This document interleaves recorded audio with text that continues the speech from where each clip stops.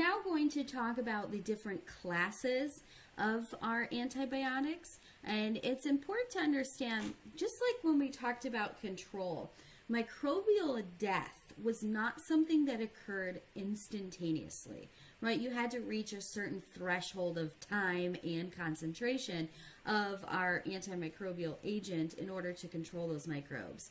It was continuous, right, or logarithmic, the killing action. That's the same for inside our bodies. These drugs, they have to get to the microbe, and then they have to cause some sort of irreversible damage, something that the cell cannot overcome.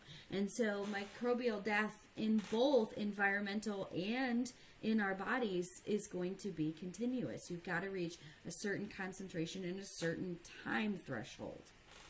So how do these microbes kill? Well, that's what the classes of antibiotics are. These antibiotics each have their own mechanism of action. And really what we're looking at is what part of the microbial cell do they target. So you have to remember differences between our prokaryotic cells and our eukaryotic cells. Because when we're talking about bacteria, there are structures and components that are unique only to those bacteria. So the cell wall is a big one because we don't have a cell wall. They can inhibit ribosomes used in protein synthesis. They can inhibit specific metabolic pathways that only bacteria have. Or they could interfere with nucleic acid synthesis, so how the cell makes and packages its DNA and RNA, or they can interfere with the cell membrane. So for each class of antibiotic, I want you to know which part of the cell it inhibits. Now there's an extensive list in Blackboard under the Interesting Links tab where you can see all of the classes of antibiotics and the drugs that fall within them. So if you're interested and you've taken an antibiotic recently that's not mentioned in this lecture and you want to know which class it belongs to, check out that list. It's updated, so it has a lot of the newer antibiotics on it. All right, we start with the types of antibiotics that will inhibit cell wall synthesis. So this is building that peptidoglycan layer. Peptidoglycan is something only prokaryotes have. Eukaryotes, we don't have that peptidoglycan at all. So these drugs are usually the most prescribed antibiotics.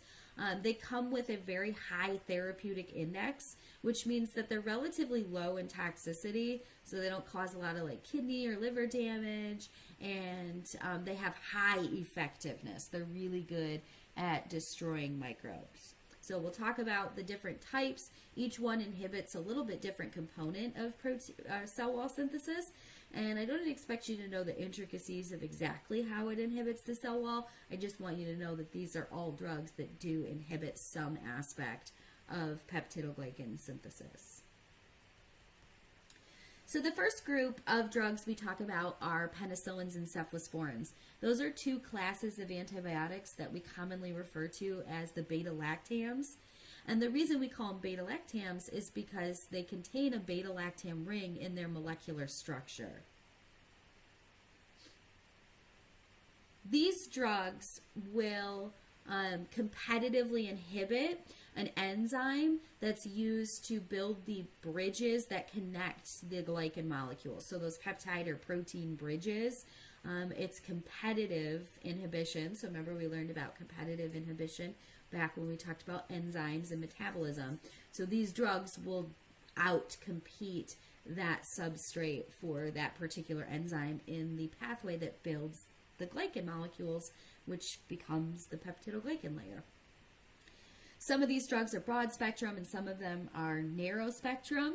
And there is the development of resistance. So there are microbes that can withstand the beta-lactams. And an easy way to do that is to make an enzyme called beta-lactamase. This enzyme will destroy the beta-lactam ring. And so it inactivates or deactivates the drug by breaking it apart. And so if you try to treat a patient who has an infection with a microbe that produces beta-lactamase, they will deactivate the drug and it will not cure that infection. So penicillins, they typically end in cillin, so amoxicillin, methicillin, ampicillin. Those are all penicillins. And then the cephalosporins, they typically begin with ceph, so ceftaroline, cephalexin. About 10% of people are allergic to the penicillins, myself included. I'm allergic to penicillin. Cephalosporins, there are much less rates of allergies, but if you are allergic to the penicillins, typically a doctor won't prescribe any of the beta-lactam rings or beta-lactam drugs, because even though you may tolerate it, there's just too much of a risk. So if you're allergic to any one of those penicillins or cephalosporins, you just avoid all the beta-lactamase drugs. Vancomycin is another class of antibiotic that targets the cell wall, but it actually blocks binding of the NAM molecules, so that chain that makes the glycan sheets cannot form.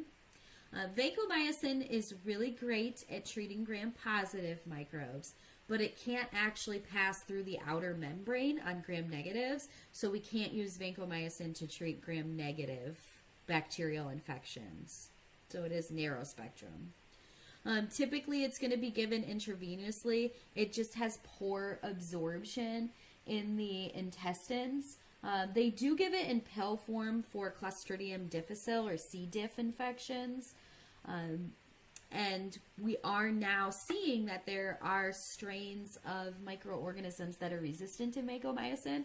So previously, when microbes became resistant to penicillin or methicillin for treating gram-positive infections, vancomycin is the first line of treatment for those resistant strains of bacteria, but we're now seeing resistant microbes for vancomycin as well. So it's becoming harder and harder to treat these infections.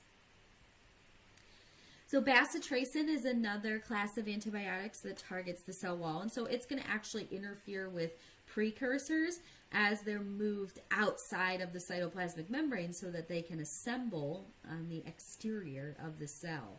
So if they can't get across that cytoplasmic membrane, then they cannot assemble into the cell wall.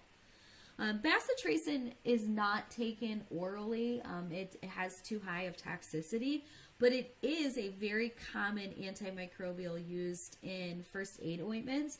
So triple antibiotic ointments, this is the first of 3 that we're going to talk about. So when you look at your triple antibiotic ointment that you use for minor cuts and scrapes, bacitracin is usually the first ingredient. It's one of the 3. So like Neosporin would have bacitracin. So the top layers of your skin, we know the outermost layer of your epidermis is non-living, so these cells aren't going to be affected by the bacitracin. So that's why we can use it topically, but maybe not orally in the digestive tract.